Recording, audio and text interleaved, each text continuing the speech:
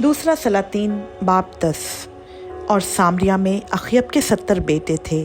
सो Yahoo ने सामरिया में यज़रेल के अमीरों यानी बुज़ुर्गों के पास और उनके पास जो अखयब के बेटों के पालने वाले थे ख़त लिख भेजे कि जिस हाल तुम्हारे आका के बेटे तुम्हारे साथ हैं और तुम्हारे पास रथ और घोड़े और फसीलदार शहर भी और हथियार भी हैं, सो इस ख़त के पहुँचते ही तुम अपने आका के बेटों में सबसे अच्छे और लायक को चुनकर उसे उसके बाप के तख्त पर बिठाओ और अपने आका के घराने के लिए जंग करो।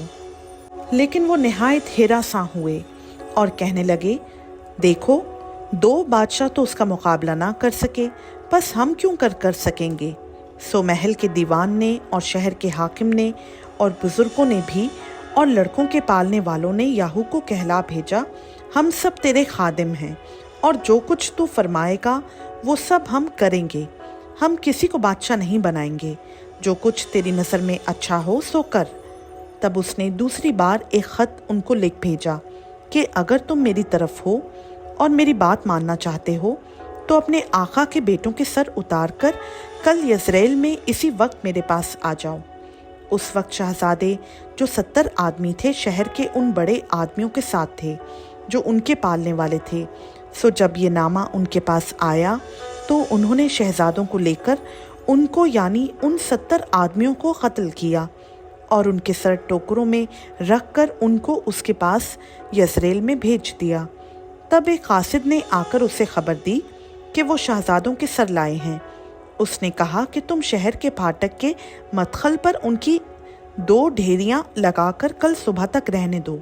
और सुबह को ऐसा हुआ कि वो निकलकर खड़ा हुआ और सब लोगों से कहने लगा, तुम तो रास्त हो, देखो मैंने तो अपने आका के बरखिलाफ बंदिश बांधी और उसे मारा, पर इन सबों को किसने मारा। सो अब जान लो कि खुदावंद के उस सुखन में से जिसे खुदावंद ने अखयब के घराने के हक में फरमाया कोई बात खाक में नहीं मिलेगी, क्योंकि खुदावंद ने जो कुछ अपने बंदा एलिया की मार्फत फरमाया था उसे पूरा किया।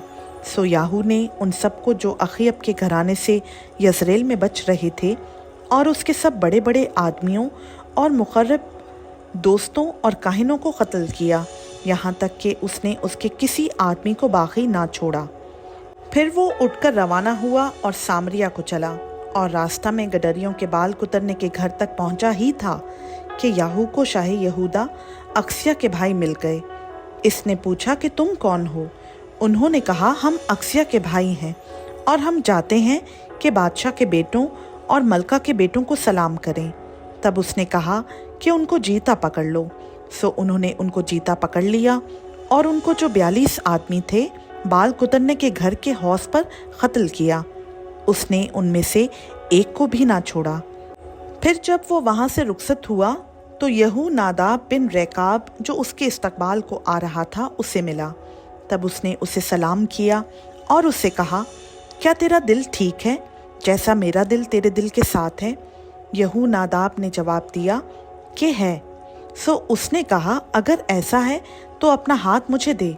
सो उसने उसे अपना हाथ दिया और उसने उसे रथ में अपने साथ बिठा लिया और कहा, मेरे साथ चल और मेरी गैरत को जो खुदावंद के लिए है देख।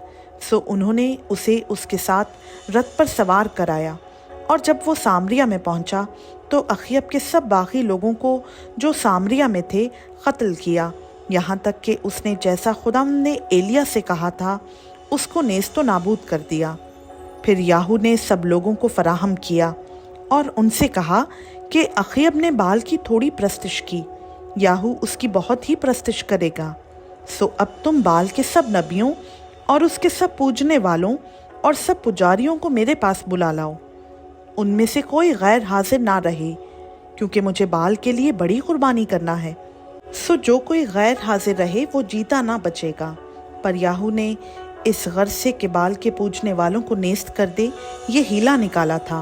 और याहू ने कहा कि बाल के लिए एक ख़ास ईद की तकदीस करो। सो उन्होंने उसकी मुनादी कर दी और याहू ने सारे इसराइल में लोग भेजे और बाल के सब पूजने वाले आए, यहाँ तक कि एक शख्स भी ऐसा ना था जो ना आया हो। اور وہ بال کے مندر میں داخل ہوئے اور بال کا مندر اس سرے سے اس سرے تک بھر گیا۔ پھر اس نے اس کو جو توشہ خانہ پر مقرر تھا حکم کیا کہ بال کے سب پوجنے والوں کے لیے لباس نکال لا۔ سو وہ ان کے لیے لباس نکال لایا۔ تب یاہو اور یہو ناداب بن ریکاب بال کے مندر کے اندر گئے، اور اس نے بال کے پوجنے والوں سے کہا کہ تفتیش کرو اور دیکھ لو کہ یہاں تمہارے ساتھ خداوند کے خادموں میں سے کوئی نہ ہو، فقط بال ہی کے پوجنے والے ہوں۔